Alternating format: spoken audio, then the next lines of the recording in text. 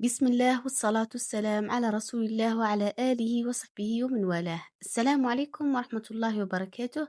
إيش راكم البنات؟ إن شاء الله تكونوا في أحسن الأحوال. اليوم جبت لكم سفيرية بطريقة جديدة، يعني طريقة مليحة ومغذية، محشية بالسلق والبيض المغلي. خلّوكم معايا للنهاية تشوفوا طريقتي.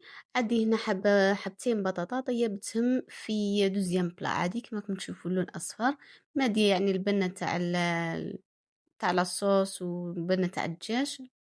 زدت عليها السنة تاع الثوم، سنة كبيرة قسمتها بين البطاطا والسلق، وكمية من الحشاوج، عندي رشة فلفل أسود وملح على حسب الذوق. ندير منه وفي السلق، في البطاطا وفي السلق. نحب ندير القرفة ولكن نسيتها، تعطي لها بنة يعني مليحة. عندي هنا حبة بيض قسمتها ثاني بين البطاطا والسلق كما راكم تشوفوا. السلق من هنا عندي طيبته احتفظت به في المجمد وجبت منه، درت معاك كويرة سكر ونحتفظ به.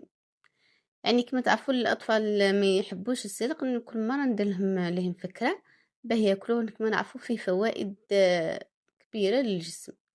درت حبة بيض مغلية، قطعتها هاك كما راكم تشوفوا أرباع، نص قسمته على ربعة ونص على ربعة. منش راح نكثر ياسر.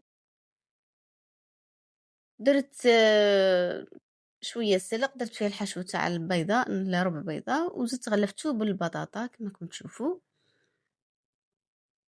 ودرت له شابليون من الفوق. يعني الصورة راهي تبين وتعبر توضح أكثر من الكلام. سخنت الزيت وقليتهم، درت هنا في بابي ماس يعني يمتص للدهون. هنا عندي الروز، درت له جلبانة وزرودية مقطعة رقيقة. درت 3 ملاعق زيت ونصف ملعقة يعني قطرة تاع خل، ملعقتين كبار مايونيز، تقريبا ملعقتين. درتو كبير وخلطت وحسيتو ناقص، زدت شوية ملعقة هاك. كما نعرفوا الروز يعني مفيد، نحاولوا أن دائما ندخله في وسط الأكل، في وسط الأكل تاعنا.